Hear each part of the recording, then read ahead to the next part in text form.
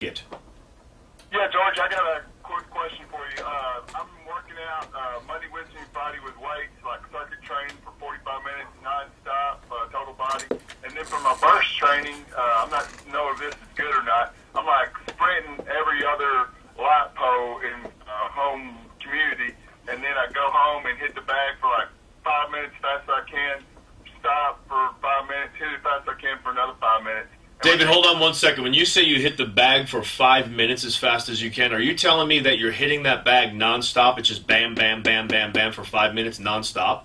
Yeah, sometimes I can't go 5, because I'm worn out, but, at least 3 or 4. I mean, just punching it hard as I can, and then my next question real quick is, every morning I'm having coconut oil with a big glass of green tea with stevia in it, and 3 eggs and Ezekiel bread. Is that a complete good breakfast? Wow, I like that breakfast. I wouldn't eat it, but I like it.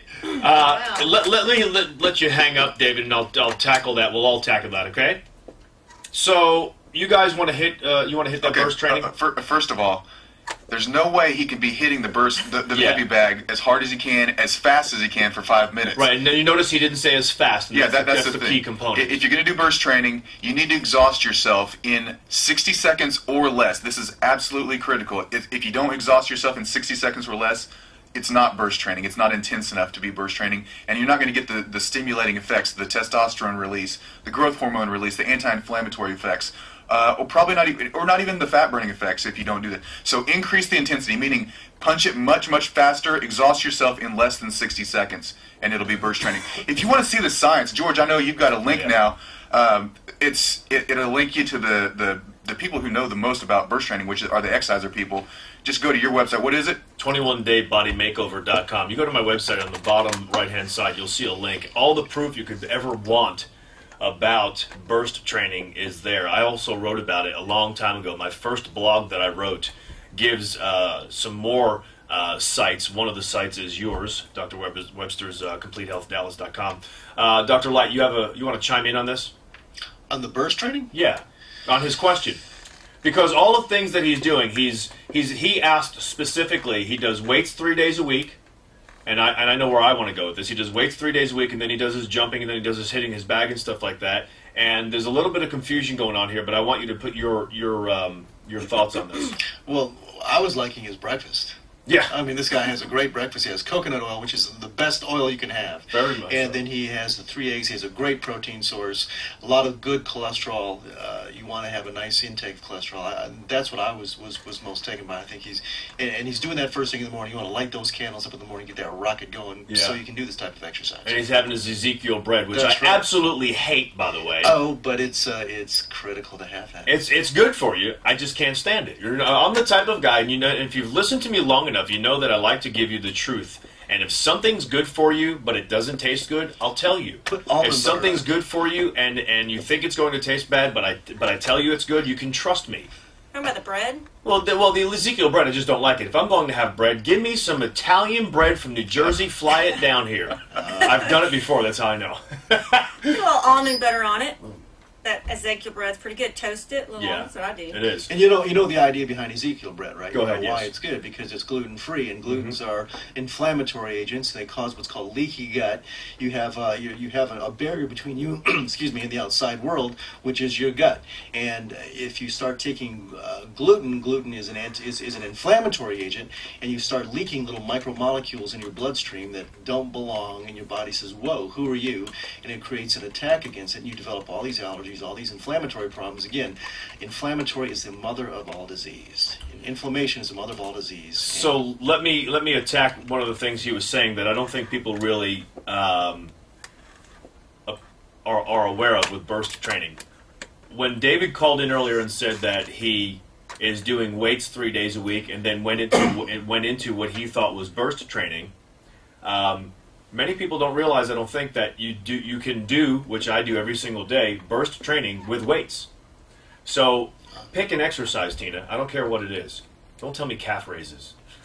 No, well, I mean squats. Okay. Wait, So not squats. I'm talking about squats with a big bar on your shoulders and a bunch of weight. You don't have to do it that way. don't. You can do your own weight doing body squats. You can even, if you want a weight and you want to move some weight because you're really strong, take a dumbbell, hold it vertically on the ground, pick it up with both hands, and do your squat that way. Do it very, very, very fast, okay, with the heaviest weight you can, with the proper range of motion. Maintaining control, though. I think people get bouncing and of course, and going nuts. Exactly. Sometimes you go so fast, sometimes the weight is so light, if you go so fast, you can bounce. Well, it's this, but it's not this. It's the intensity that's going to create the level of fatigue. So the biggest word I keep thinking about with this burst training is people don't, because I train people, they don't work hard enough. When we say you got to be tapped out before you get to 60 seconds, a lot of people just don't know their limit. They don't know how hard they can work, and they think going faster is going to do it. And really, what I find, if I load them with weight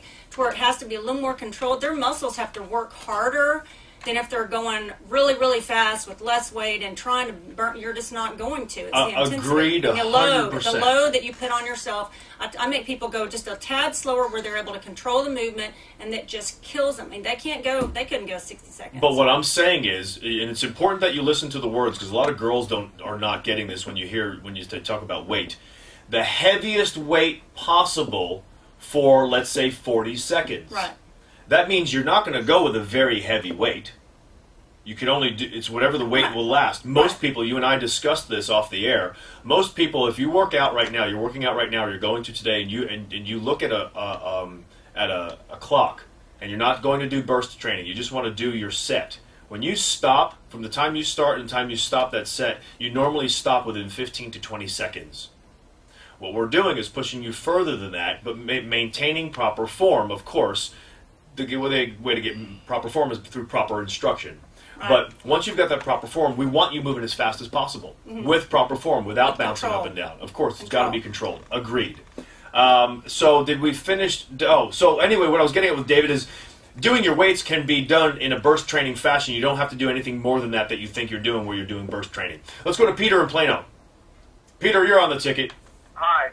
Hi. Thanks for taking my call. I'm 58 years old, and I played basketball for about 40 years, and I continue to play. I play Monday and Wednesday nights, and my knees are starting to bother me. I had an ACL surgery on the left knee, and that's fine, but the right knee's starting to bother me a little, and before I do anything, the doctor said to inject me with, I forget the name of the medicine. Is it hyaluronic acid?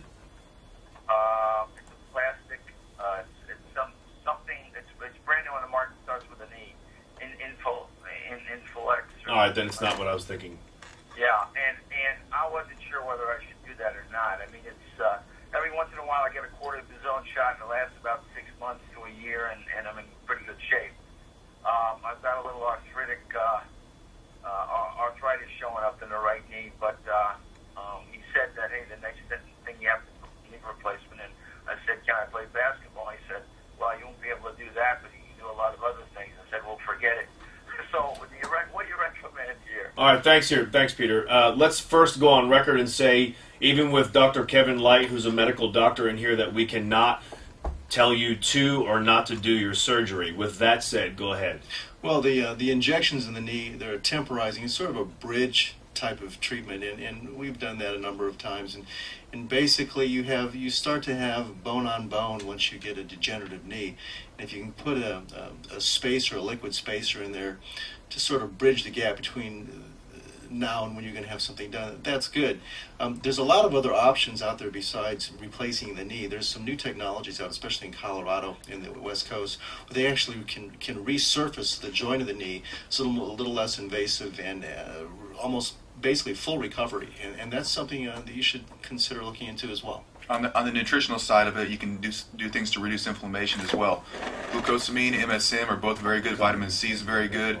Those also eat an anti-inflammatory diet. So get sugar, get bread out of your diet, get milk out of your diet. Those things will reduce inflammation. Include some fish, maybe some nuts, coffee, lots of vegetables, coffee, sugar. Yeah, get your inflammatory foods out, and that'll make your knee feel quite a bit better just by reducing inflammation. Have you heard of Wobenzyme? Of course you have. Yeah, Wobenzyme it's been around forever. It's really big in Europe, and Wobenzyme is something that's an anti-inflammatory but doesn't thin your blood out. It's very effective. Also, just something to